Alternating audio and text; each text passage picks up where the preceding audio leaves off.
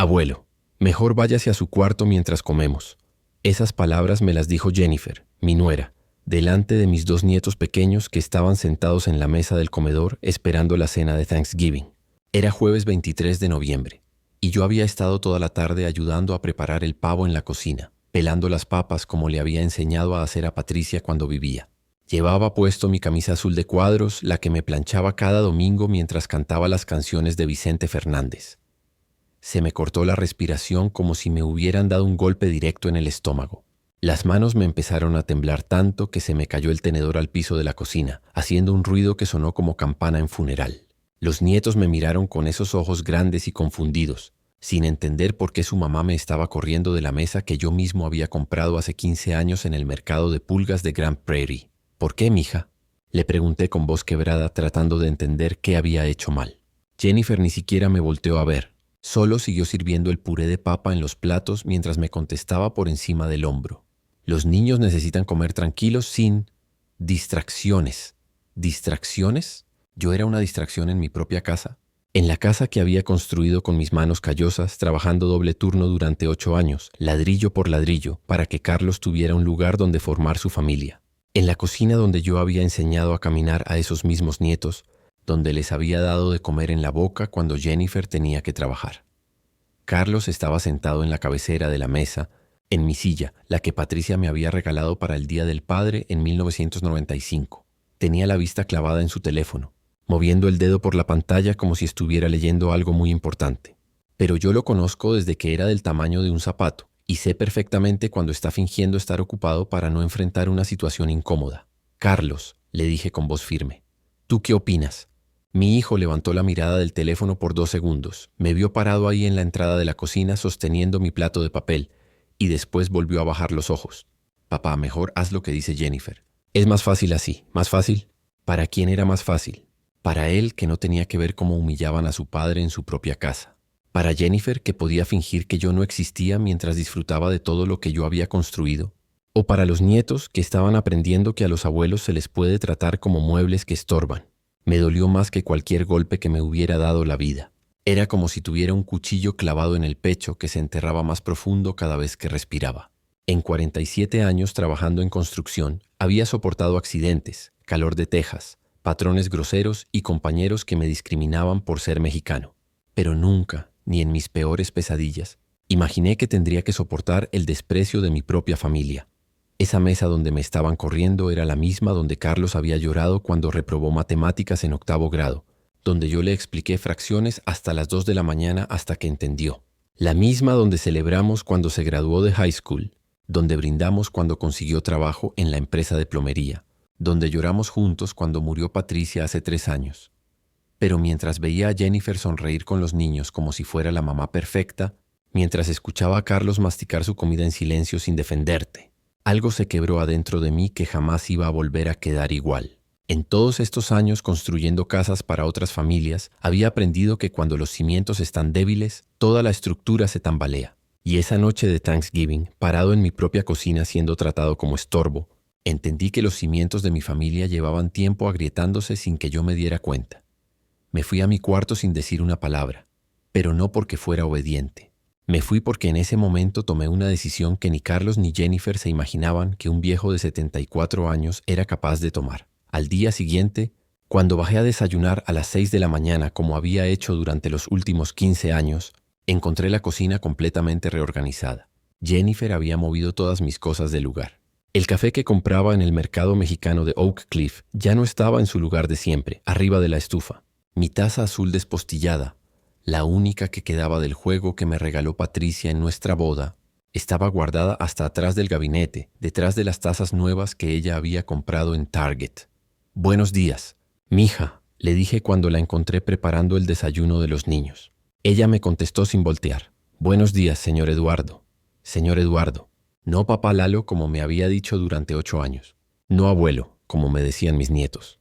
Señor Eduardo como si fuera un extraño que estaba de visita en mi propia casa. Me senté en mi lugar de siempre en la mesa, pero Carlos me detuvo. «Papá, ese lugar es de Sebastián ahora. Mejor siéntate acá».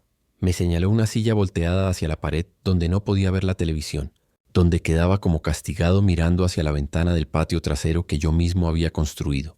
¿Cuándo había pasado eso? ¿Cuándo mi nieto de 5 años había tomado mi lugar en mi mesa? ¿Cuándo se había decidido que yo ya no tenía derecho a sentarme donde había desayunado durante 15 años? Sebastián llegó corriendo en pijama y se trepó a mi silla como si fuera lo más natural del mundo. Jennifer le sirvió su cereal en el plato hondo azul que yo usaba para la avena. «Mija», le dije a Jennifer, «¿podrías pasarme mi taza? La azul que está allá atrás. Esa taza ya está muy vieja, señor Eduardo. Mejor use una de estas nuevas». Me puso enfrente una taza blanca de plástico de esas que usan en los hospitales, como si yo fuera un enfermo que podía quebrar las cosas buenas. Carlos se sirvió café en una taza de cerámica negra, nueva, que yo nunca había visto.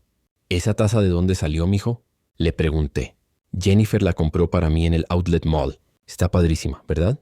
La agarró con las 2 manos, disfrutando el café como si fuera el mejor del mundo, mientras yo tomaba en taza de plástico el café barato que había quedado frío en la cafetera. Durante el desayuno, escuché a Jennifer hablando por teléfono con su hermana. «Ya sabes cómo son los viejitos. Siempre quieren que todo sea como antes. Pero los tiempos cambian, ¿verdad?». Se reía como si estuviera contando un chiste muy gracioso, como si mis costumbres de toda la vida fueran algo cómico que había que tolerar. Después del desayuno, me fui al garaje donde tengo mi banco de trabajo.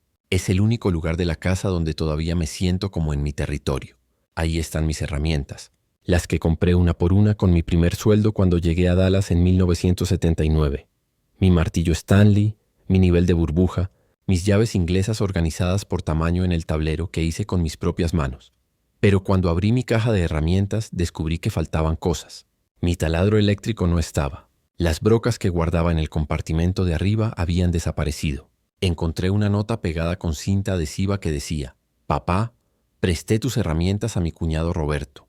Te las devuelve el lunes». Roberto, el hermano de Jennifer que nunca me había dirigido la palabra en 8 años, el mismo que trabajaba de mesero y que siempre se burlaba de mi acento cuando hablaba inglés, ahora tenía mis herramientas, las que me había costado años reunir, las que conocía mejor que mis propias manos. Esa tarde, cuando llegué del mandado que había hecho caminando porque Carlos necesitaba el carro, encontré a Jennifer reorganizando la sala.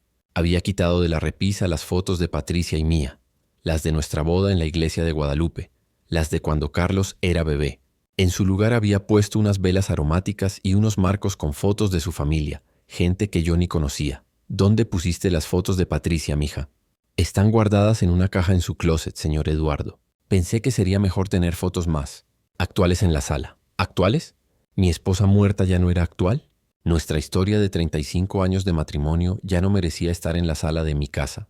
Me quedé ahí parado, viendo esas velas que olían a no sé qué químico, esas fotos de extraños sonriendo en mi repisa, y sentí como si me estuvieran borrando poquito a poquito de mi propia vida. En todos estos años trabajando en construcción, había aprendido que cuando empiezan a cambiar los cimientos sin avisar, es porque alguien está planeando una renovación completa. Y esa noche, acostado en mi cama viendo hacia el techo que yo mismo había pintado, entendí que Jennifer no estaba reorganizando la casa. Me estaba reorganizando la vida. Y Carlos la estaba dejando hacer. Pero lo que ninguno de los dos sabía es que esta casa tenía secretos que yo había guardado durante 15 años. Secretos que estaban por salir a la luz. Esa casa de ladrillo rojo en Forest Lane no siempre había sido nuestra. Cuando llegué a Dallas en 1979, Carlos tenía 2 años y Patricia trabajaba limpiando oficinas en el centro mientras yo buscaba trabajo en construcción. Vivíamos en un apartamento de una recámara en Oak Cliff, donde el aire acondicionado nos servía y las cucarachas salían en las noches como si fueran los dueños del lugar. Recuerdo perfecto el día que Patricia y yo caminamos por primera vez por este barrio. Era un domingo de marzo de 1985. Hacía un calor húmedo típico de Texas y habíamos venido a ver las casas nuevas que estaban construyendo. Carlos tenía 8 años y corría entre los lotes vacíos, fingiendo que volaba como Superman entre los montones de arena y cemento. «Algún día vamos a tener una casa así, Patricia», le dije mientras veíamos a las familias americanas mudándose con sus camiones llenos de muebles nuevos. «Algún día Carlos va a tener su propio cuarto y tú vas a tener una cocina grande donde puedas invitar a tu hermana a cenar». Patricia se rió de esa manera que tenía cuando creía que yo estaba soñando demasiado grande. «Ay, Lalo, esas casas cuestan más dinero del que vamos a ver en toda la vida. Mejor sigamos ahorrando para el apartamento de 2 recámaras en Jefferson». Pero yo ya había tomado la decisión. Esa noche, cuando Carlos se durmió, me senté con Patricia en la mesa de la cocina del apartamento y le enseñé la libreta donde había estado apuntando cada peso que ganaba en construcción. Mira, mi amor, si trabajo doble turno los fines de semana, si ahorro cada centavo que no sea para comida o renta, en 5 años podemos dar el enganche para una de esas casas. 5 años trabajando doble turno. Lalo, te vas a matar. No me voy a morir, Patricia. Pero sí voy a morirme de tristeza si mi hijo crece pensando que los mexicanos solo servimos para vivir en apartamentos feos. Y cumplí mi palabra. Durante 5 años trabajé de lunes a domingo. En la semana, construcción regular de 7 de la mañana a 5 de la tarde. Los sábados y domingos, trabajos extra. Plomería, pintura, lo que fuera. Llegaba a casa tan cansado que me quedaba dormido en la mesa mientras cenaba, pero cada quincena depositaba más dinero en la cuenta que había abierto en el Bank of America de Hampton Road. Carlos creció viendo a su papá salir de la casa cuando todavía estaba oscuro y regresar cuando él ya estaba dormido. Los fines de semana, cuando otros papás llevaban a sus hijos al parque, yo estaba arreglando techos o instalando pisos para familias que ganaban en un mes lo que yo ganaba en 6. Pero cada noche antes de acostarme iba al cuarto de Carlos y le susurraba al oído: todo esto es para ti, mijo, para que tengas una vida mejor que la mía. En marzo de 1990, exactamente 5 años después de ese domingo, cuando caminamos por el barrio, firmé los papeles para comprar esta casa. Patricia lloró en la oficina del banco mientras el señor americano nos explicaba la hipoteca en inglés que yo apenas entendía. Carlos tenía 13 años y no podía creer que esa casa de 3 recámaras y 2 baños fuera nuestra. ¿De verdad vamos a vivir aquí, papá?, me preguntó mientras recorríamos los cuartos vacíos el día que nos dieron las llaves. No solo vamos a vivir aquí, Carlos. Vas a crecer aquí, te vas a graduar de high school aquí, vas a traer a tu novia a conocernos aquí, y algún día tus hijos van a jugar en este mismo patio donde ahora estamos parados. Y así fue. Carlos se graduó de Wete White High School en 1995. Aquí trajo a Jennifer cuando empezaron a andar en el 2009. Aquí se casaron en el patio trasero en 2012, con una ceremonia pequeña donde Patricia hizo el mejor mole poblano que había probado en mi vida. Aquí nacieron Sebastián y Sofía, en esta misma casa que yo había comprado ladrillo por ladrillo con el sudor de 15 años trabajando bajo el sol de Texas. Cada cuarto de esta casa tenía mi historia. El baño principal lo había remodelado, yo mismo cuando Patricia quedó embarazada de la bebé que perdimos en 1992. La cocina la había ampliado en 1998 para que Patricia pudiera hacer sus tamales de dulce cada diciembre. El garaje lo había convertido en taller para enseñarle a Carlos a usar herramientas, igual que mi papá me había enseñado a mí en Michoacán. Pero ahora, viendo cómo Jennifer movía mis cosas como si fueran estorbos, como si mi historia no importara, como si los 30 años que llevaba pagando esa hipoteca fueran invisibles, entendí algo que me dolió más que todos los insultos juntos. Para ellos yo no era el constructor de esta casa, era solo un viejo que estorbaba en su casa. Lo que no sabían es que esa casa tenía documentos que yo había guardado muy bien, documentos que estaban por cambiar toda la situación. Las humillaciones empezaron a llegar como goteras que se vuelven inundación. Al principio eran cosas pequeñas que yo trataba de ignorar, pensando que tal vez era mi imaginación de viejo necio. Pero cada día que pasaba, las señales se volvían más claras, más dolorosas, más imposibles de fingir que no estaban pasando. El martes por la mañana, cuando fui a sentarme en mi silla del comedor para desayunar, encontré que Jennifer había puesto ahí una canasta de ropa sucia. Ay, perdón, señor Eduardo, se me olvidó que usted se sienta ahí. Es que ahora uso esta silla para doblar la ropa. Me señaló la silla de la esquina, la que queda volteada hacia la pared, donde no se puede ver ni la televisión ni la ventana, el miércoles. Cuando llegué del mandado, escuché a Jennifer hablando por teléfono en la sala. No puedes venir este fin de semana. Mi suegro está aquí y ya sabes cómo se pone de intenso con las visitas. Mejor nos vemos en tu casa. Se calló cuando me vio entrar, pero yo había escuchado perfecto. Ahora yo era el que estorbaba para que vinieran sus amigas. El jueves por la noche, cuando me senté a ver las noticias como había hecho durante 15 años, Carlos me dijo: «Papá, ¿te puedes ir a tu cuarto? Jennifer quiere ver su programa de moda». En mi televisión, en mi sala, me estaban corriendo para que ella viera modelos flacas caminando con ropa que costaba más que mi cheque del seguro social. «Mijo», le dije, «apenas son las 8 de la noche. Siempre veo las noticias a esta hora». «Sí, papá, pero es que Jennifer tuvo un día muy pesado en el trabajo. Necesita relajarse». ¿Y yo qué?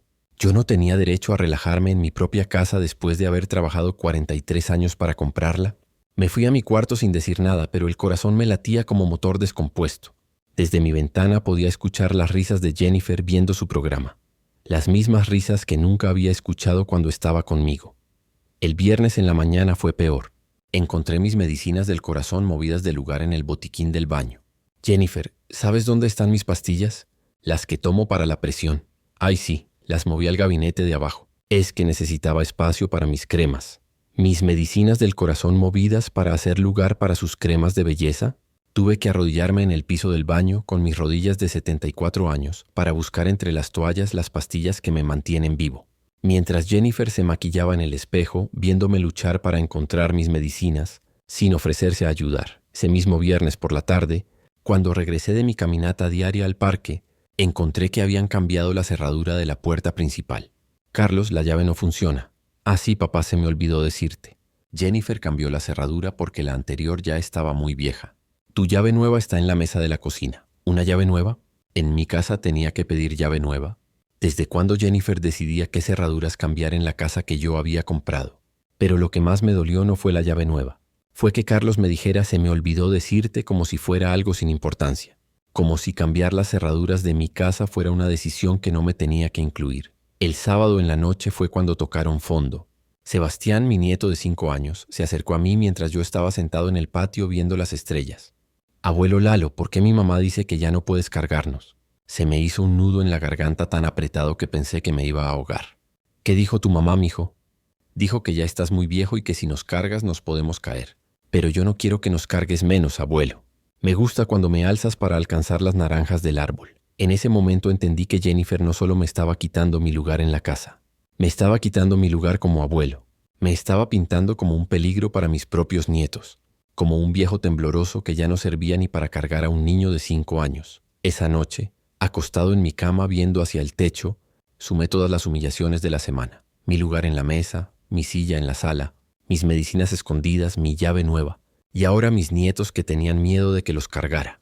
Cada insulto se clavaba en mi pecho como clavo oxidado, pero lo que más me dolía era el silencio de Carlos. Su complicidad silenciosa con cada humillación.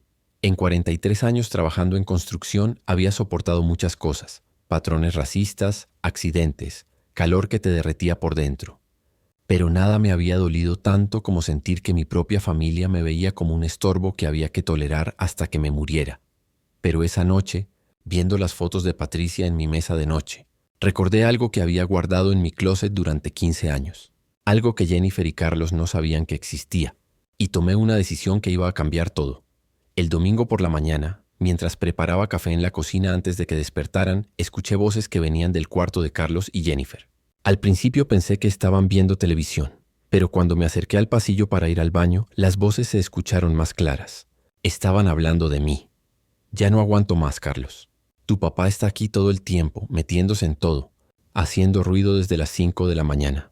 Era la voz de Jennifer, más alta de lo normal como cuando está enojada con los niños. Ya sé, amor, pero ¿qué quieres que haga? Es mi papá. Tu papá ya está muy viejo para vivir solo, pero también está muy viejo para vivir con nosotros. Los niños ya se están acostumbrando a que todo sea como él quiere. Ayer Sebastián me preguntó por qué no podía sentarse en su silla del comedor. Se me cortó la respiración como si me hubieran aventado al fondo de una piscina sin saber nadar. Ahí estaban, en la casa que yo había comprado, planeando mi vida como si yo fuera un mueble que estorba y hay que acomodar en otro lado. Mira, Jennifer, yo entiendo, pero mi papá no tiene a dónde ir. Desde que murió mi mamá, nosotros somos todo lo que tiene. Por eso mismo, Carlos. ¿No ves que no es justo ni para él ni para nosotros? Él necesita estar con gente de su edad haciendo actividades para viejitos. Y nosotros necesitamos nuestro espacio para criar a nuestros hijos como queremos. ¿Actividades para viejitos? ¿Gente de mi edad? ¿Desde cuándo 74 años significaba que ya no podía vivir con mi familia? ¿Desde cuándo cuidar a mis nietos era algo malo que tenían que evitar? Hay un lugar muy bonito en Cedar Hill, siguió diciendo Jennifer. Se llama Golden Years. Tienen actividades, comida incluida, enfermeras las 24 horas. Es perfecto para él, Golden Years, un asilo. Mi propia nuera estaba convenciendo a mi hijo de meterme en un asilo. En la casa que yo había comprado con 43 años de trabajo bajo el sol de Texas, estaban planeando deshacerse de mí como si fuera basura que hay que tirar. No sé, Jennifer. Se va a poner muy triste. Se va a poner triste los primeros días, pero después va a estar mejor. Va a tener amigos de su edad, va a jugar dominó, va a hacer ejercicios para viejitos. Va a ser más feliz ahí que aquí, donde se la pasa solo viendo televisión. Más feliz. ¿Lejos de mis nietos? ¿Lejos de la casa que construí ladrillo por ladrillo pensando en que aquí iba a morir rodeado de mi familia? El pecho se me cerró como si alguien me hubiera puesto una prensa en las costillas. Las piernas me temblaron tanto que tuve que agarrarme de la pared para no caerme ahí mismo en el pasillo. ¿Y si dice que no quiere ir? Carlos, tu papá ya no está en condiciones de decidir lo que es mejor para él. Nosotros somos los que tenemos que tomar las decisiones difíciles. Es por su propio bien. Por mi propio bien. Las mismas palabras que usan los doctores cuando te van a cortar algo que está enfermo. Las mismas palabras que dicen los hijos cuando ya no quieren cuidar a sus padres. Por mi propio bien me iban a arrancar de mi casa, de mis nietos, de todo lo que me quedaba después de que murió Patricia. Me regresé a la cocina con las piernas temblando como hojas en tormenta. Me senté en la mesa donde había desayunado durante 15 años, donde había ayudado a Carlos con la tarea cuando era niño, donde Patricia y yo habíamos planeado cada mejora de la casa. Y ahí, viendo hacia el patio que yo mismo había sembrado de pasto, entendí que ya no era bienvenido en mi propia vida. En ese momento recordé algo que Patricia me había dicho poco antes de morir. Lalo, cuando yo ya no esté, vas a descubrir quién realmente te ama y quién solo te toleraba por mí. En ese tiempo pensé que estaba delirando por las medicinas del cáncer. Ahora entendí que había visto algo que yo no quería ver. Me quedé ahí sentado tomando mi café frío en taza de plástico, mientras escuchaba cómo mi hijo y mi nuera seguían planeando mi destino como si yo fuera un problema que resolver, como si los 74 años que llevaba en este mundo, los 43 años que trabajé para darles esta casa, los 15 años que llevaba siendo abuelo, fueran algo molesto que había que esconder en un lugar donde no estorbara. Pero lo que Jennifer y Carlos no sabían es que yo tenía un as bajo la manga, algo que había guardado en mi closet durante 15 años, esperando el día que nunca pensé que iba a llegar. El día en que mi propia familia me iba a traicionar. Esa mañana, por primera vez en mi vida, entendí lo que significa estar completamente solo en el mundo, y tomé la decisión más difícil que había tomado en 74 años de vida. Esa misma tarde, cuando Carlos y Jennifer salieron con los niños al centro comercial, me fui directo a mi closet. Al fondo, detrás de mis camisas de trabajo y del traje azul que uso para ocasiones especiales, había una caja de zapatos que no había tocado en años. Patricia siempre me decía que era mi caja de secretos, pero yo sabía que algún día iba a necesitar lo que tenía guardado ahí. Con las manos temblándome saqué la caja y la puse sobre mi cama. Adentro estaban todos los documentos que había guardado religiosamente durante 15 años. Cada recibo de pago de la hipoteca, cada comprobante de las mejoras que había hecho a la casa, cada factura de los materiales que había comprado para remodelar. Y lo más importante, la escritura original de la propiedad que estaba a mi nombre. Solo a mi nombre. Cuando compramos la casa en 1990, el banco me había explicado que como yo era el único que calificaba para el préstamo, la propiedad tenía que estar registrada únicamente bajo mi nombre. Patricia había firmado como cónyuge, pero legalmente la casa era mía. Y cuando ella murió hace 3 años, la propiedad se había quedado completamente a mi nombre, sin necesidad de testamento. Carlos nunca había preguntado sobre los papeles de la casa. Jennifer nunca se había interesado en saber de quién era legalmente la propiedad. Los dos habían asumido que como vivían ahí, como pagaban algunas de las cuentas, como habían remozado la cocina el año pasado, la casa era tanto de ellos como mía. Pero se equivocaban. Saqué mi teléfono celular, el que Carlos me había regalado el año pasado diciendo, papá, ya necesitas algo más moderno, y busqué el número de mi compadre Aurelio. Aurelio había trabajado en bienes raíces antes de jubilarse, y siempre me había dicho, Lalo, si algún día necesitas vender la casa, yo te ayudo. Conozco a todos los compradores serios de Dallas. ¿Aurelio? Habla Lalo. Necesito que me hagas un favor muy grande. ¿Qué pasó, compadre? Te oyes preocupado. Le conté todo. La humillación constante, los planes de meterme en el asilo, las conversaciones que había escuchado. Aurelio me escuchó en silencio y cuando terminé de hablar, suspiró como hombre que ha visto mucho mundo. Ay, Lalo, los hijos de ahora no entienden lo que costó construir lo que tienen. ¿Qué necesitas que haga? Quiero saber cuánto vale mi casa ahora y quiero saber qué tan rápido la puedes vender. Dame 2 días para investigar. Pero te voy a decir algo desde ahora. Esa zona se ha puesto muy cara. Tu casa debe valer por lo menos el triple de lo que pagaste, el triple. Eso significaba que podía vender la casa, comprarme un apartamento pequeño en un buen barrio, y todavía me quedaría dinero para vivir cómodamente el resto de mis días, sin depender de nadie. sin rogarle cariño a una nuera que me veía como estorbo, sin tener que aguantar que mi propio hijo me tratara como un mueble viejo. Esa noche, durante la cena, los observé como si los viera por primera vez. Jennifer sirviendo la comida sin ofrecerme, como si yo fuera capaz de servirme solo, pero ella fuera la invitada especial. Carlos hablando de su trabajo sin preguntarme cómo había pasado el día, como si mi vida ya no fuera importante para nadie. Los niños comiendo en silencio porque ya habían aprendido que a la hora de la cena no se hablaba con el abuelo. ¿Cómo estuvo su día, señor Eduardo?, me preguntó Jennifer con esa voz falsa que usaba cuando había visitas. Muy bien, mija. Muy productivo. Si supiera lo productivo que había sido. Si supiera que en unas cuantas horas había tomado una decisión que iba a cambiar toda su vida cómoda. Si supiera que el viejo estorbo que querían meter en un asilo tenía el poder de dejarlos en la calle de un día para otro. Carlos siguió comiendo como si nada. Mis nietos siguieron masticando en silencio. Y yo seguí planeando en mi cabeza cada paso que iba a dar. Porque cuando tienes 74 años y has trabajado toda la vida para construir algo, aprendes que a veces hay que demoler todo para empezar de nuevo. Después de la cena, cuando todos se fueron a ver televisión a la sala sin invitarme, me quedé sentado en la mesa limpiando mis anteojos que no estaban sucios. En todos estos años, trabajando en construcción, había aprendido que los mejores proyectos son los que planeas con paciencia, paso a paso, sin prisa pero sin pausa. Y este iba a ser el proyecto más importante de mi vida. El lunes por la mañana, mientras Carlos se fue a trabajar y Jennifer llevó a los niños a la escuela, llamé a Aurelio. Compadre, ¿ya tienes noticias de la casa? Lalo, te tengo buenas y mejores noticias. La buena es que tu casa vale $450,000. La mejor es que conozco a un inversionista que compra casas en efectivo, sin financiamiento, sin inspecciones largas. Puede cerrar la venta en 2 semanas. $450,000. Había pagado $90,000 en 1990. En 34 años, mi trabajo, mis mejoras, mi cuidado habían multiplicado el valor 5 veces. Todo ese dinero que Jennifer y Carlos creían que era de ellos también, legalmente era solo mío. ¿Y tú crees que sea confiable ese inversionista? Es el más serio de Dallas, Lalo. Se llama Michael Thompson. Compra casas para remodelar y revender. Paga bien, paga rápido y no hace preguntas complicadas. Ok, Aurelio. Arregla una cita para mañana. Pero que sea aquí en la casa. A las 10 de la mañana cuando no esté nadie. Después llamé al banco donde tenía mi cuenta desde 1985.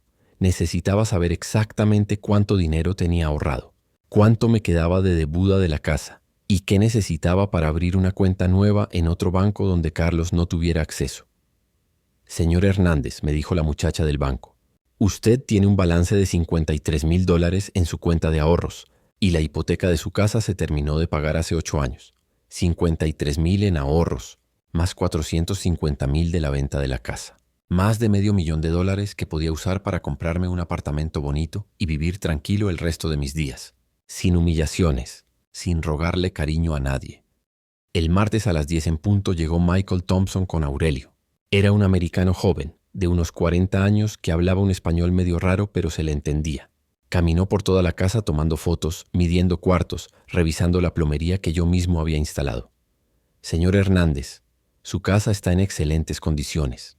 El trabajo eléctrico está perfecto. La plomería no tiene problemas. Los pisos están como nuevos. Es obvio que la ha cuidado muy bien. 43 años trabajando en construcción enseñan a cuidar las cosas. Le puedo ofrecer $440,000 en efectivo. Cerramos en 15 días. Si acepta, le doy 5,000 de apartado hoy mismo. 440,000. 10,000 menos de lo que había calculado Aurelio, pero seguía siendo una fortuna para un hombre de mi edad. ¿Y yo me puedo quedar viviendo aquí hasta que cierre la venta? Por supuesto. Y si necesita más tiempo para mudarse después del cierre, podemos arreglar que rente la casa por unos días mientras encuentra otro lugar. Le di la mano. Trato hecho. Firmé el contrato preliminar esa misma mañana. Michael me dio un cheque por $5,000 de apartado y quedamos que el cierre final sería el viernes de la siguiente semana. En 10 días esta casa ya no sería mía y Carlos y Jennifer se iban a enterar el mismo día del cierre. Esa tarde fui al banco nuevo que había escogido, First National en Oak Cliff, donde abrí una cuenta solo a mi nombre. Deposité el cheque de $5,000 y les expliqué que en 10 días iba a depositar un cheque mucho más grande de la venta de mi propiedad. Después fui a ver apartamentos. Quería algo pequeño pero cómodo, en un barrio seguro, cerca del mercado mexicano donde compraba mi café. Encontré uno perfecto en un complejo para personas mayores en Lake Highlands. Una recámara, un baño, sala y cocina, con lavandería incluida y actividades sociales. $900 al mes.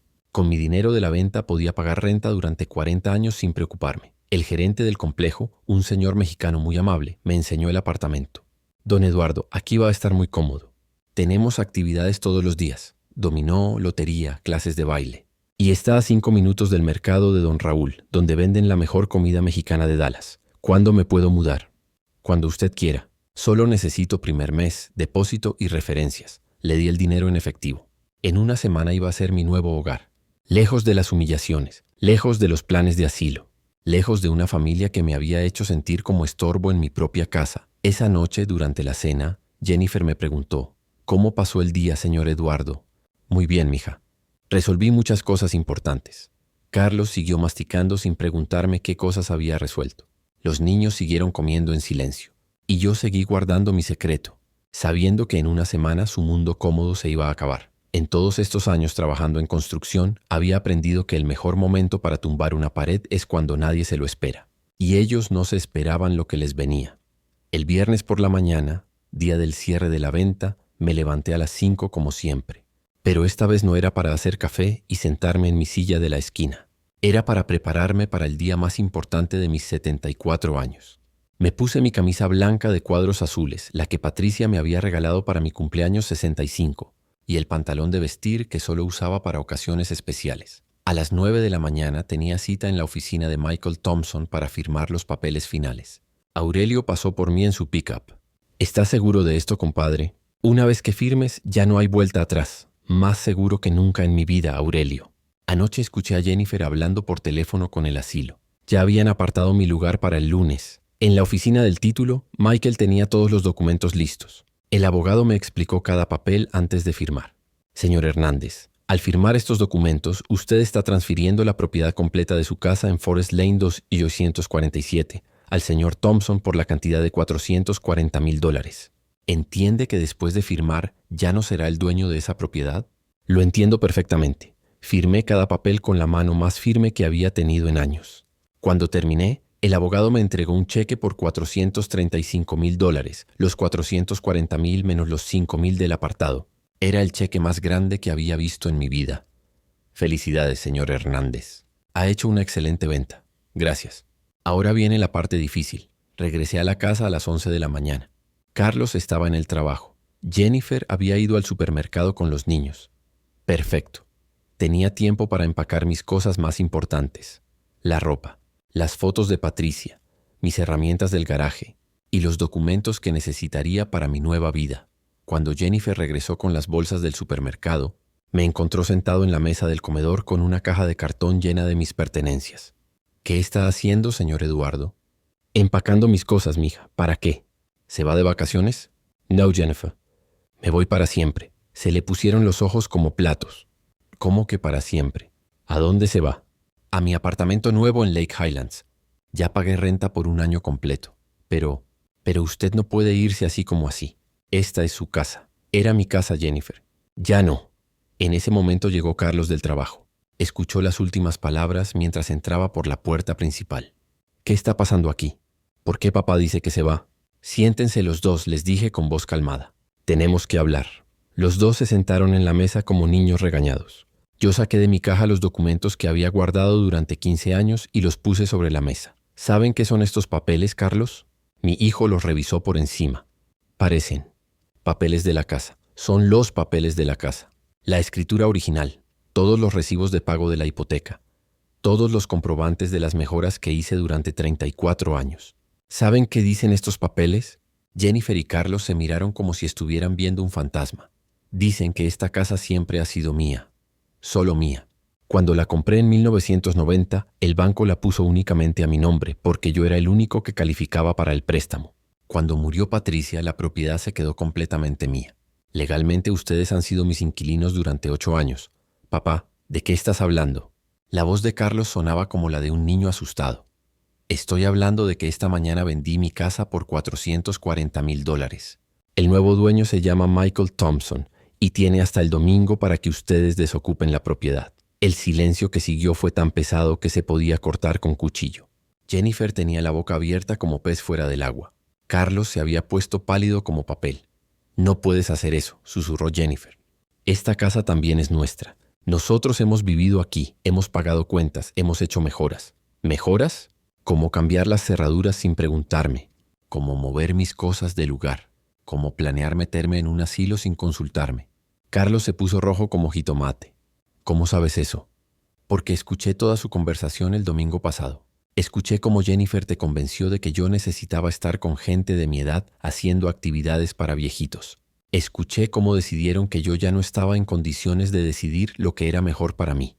Jennifer empezó a llorar. «Señor Eduardo, nosotros solo queríamos lo mejor para usted. Pensamos que estaría más feliz con personas de su edad. Más feliz. Lejos de mis nietos. Lejos de la casa que construí ladrillo por ladrillo pensando en que aquí iba a morir en paz. Me levanté de la mesa y cargué mi caja. La verdad es que ustedes no querían lo mejor para mí. Querían lo más cómodo para ustedes. Querían deshacerse del viejo estorbo que les recordaba que nada de lo que tienen se lo ganaron ustedes solos». Carlos se levantó tambaleándose. «Papá, podemos hablar esto. Podemos arreglar las cosas. Ya no hay nada que arreglar, Carlos. Ya tomé mi decisión, como ustedes tomaron la suya cuando decidieron que yo era un problema que resolver». Caminé hacia la puerta con mi caja en las manos. Al llegar al marco me volteé una última vez. Se me olvidaba. El nuevo dueño les va a rentar la casa si ustedes quieren quedarse. $2,000 al mes, si pueden pagarlos. Y salí de mi casa por última vez, con la dignidad intacta y $500,000 en el banco. Aurelio me estaba esperando afuera en su pickup. Desde la ventana pude ver cómo Carlos y Jennifer corrían hacia la puerta, pero yo ya había subido al carro. «Vámonos, compadre. Ya hice lo que tenía que hacer». ¿Cómo se sintió Lalo? Como quitarse una piedra del zapato que llevaba años lastimándome. Mientras manejábamos hacia mi apartamento nuevo, el teléfono celular no paraba de sonar. Carlos me llamó 17 veces seguidas. Jennifer me mandó textos que Aurelio me leyó porque yo no sé usar bien esas cosas. «Por favor, regrese. Podemos hablar. Los niños lo están extrañando». «Fue un malentendido. ¿Quieres que contestemos?», me preguntó Aurelio. «No. Ya tuvieron 8 años para hablar conmigo con respeto. Ahora es muy tarde para malentendidos». En mi apartamento nuevo, la señora María del 2B me ayudó a acomodar mis cosas. Era una mujer viuda como de mi edad, que había llegado ahí después de que sus hijos la trataran más o menos igual que los míos me habían tratado a mí. «Don Eduardo, ¿ya comió?». Hice pozole rojo, de ese bueno con maíz pozolero de verdad. «No he probado pozole casero desde que murió mi Patricia». «Pues véngase, y me cuenta cómo estuvo su día, porque se ve que fue movido». Esa noche, cenando pozole que sabía ahogar, le conté a doña María toda la historia. Ella me escuchó sin juzgar, asintiendo como mujer que había pasado por cosas parecidas. «Hizo lo correcto, don Eduardo. Los hijos de ahora creen que los padres somos muebles que se pueden acomodar donde no estorben. Pero se les olvida que los muebles se pueden vender». A las 8 de la noche tocaron la puerta de mi apartamento. Era Carlos, solo, con los ojos rojos como si hubiera estado llorando. «Papá, necesitamos hablar. Ahora sí necesitamos hablar. Después de 8 años de humillarme en mi propia casa. Papá, no sabíamos que te sentías así. ¿No sabían? ¿No sabían que me dolía comer en taza de plástico mientras ustedes usaban tazas de cerámica? ¿No sabían que me dolía que me quitaran mi lugar en la mesa? ¿No sabían que me dolía escuchar que era una distracción para mis propios nietos?» Carlos se sentó en el sofá pequeño que había comprado esa misma tarde.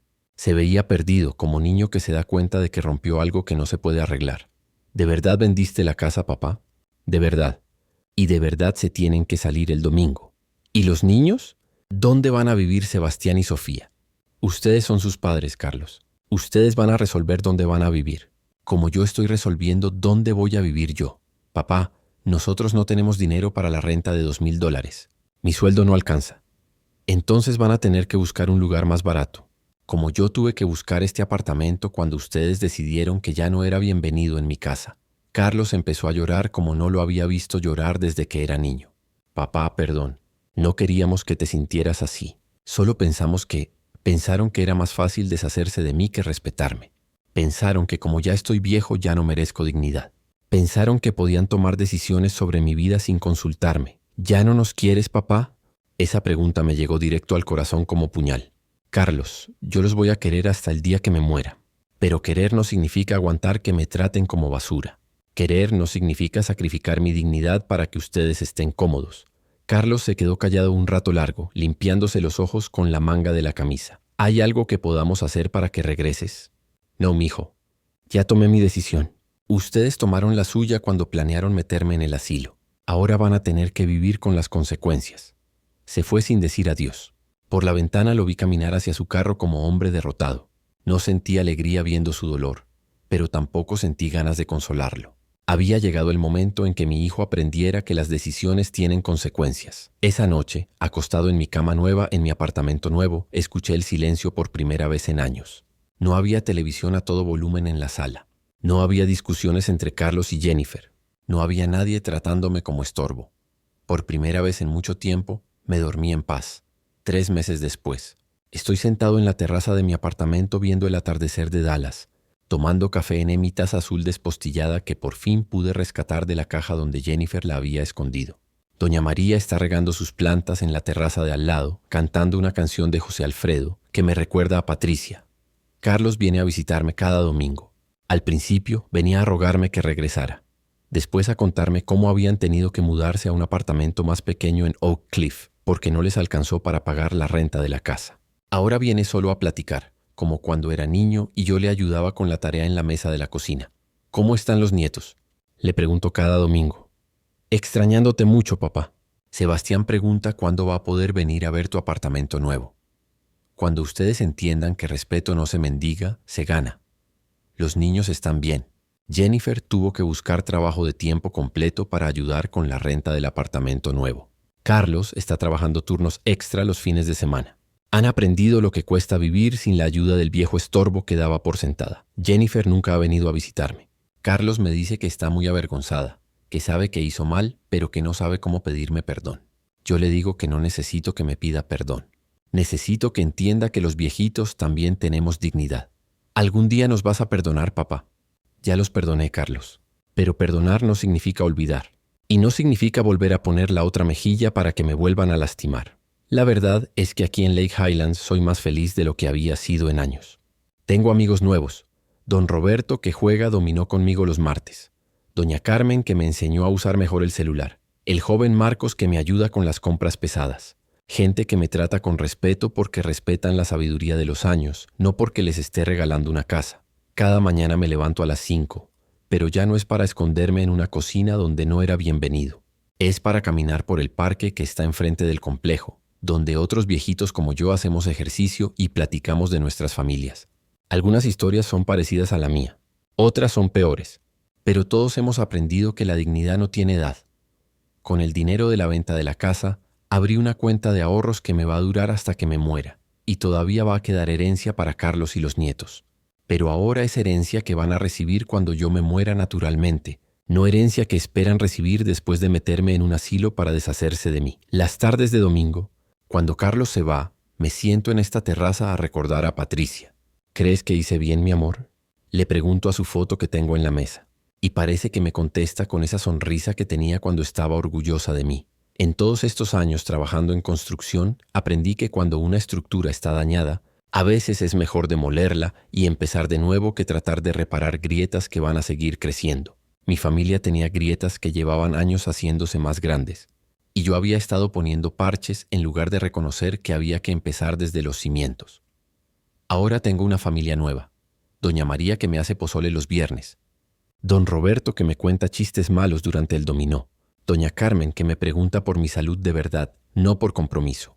Gente que entiende que los años no te quitan valor, te dan sabiduría. Y Carlos está aprendiendo. Lentamente, pero está aprendiendo que ser hijo no es solo recibir herencia, es honrar al que te dio la vida.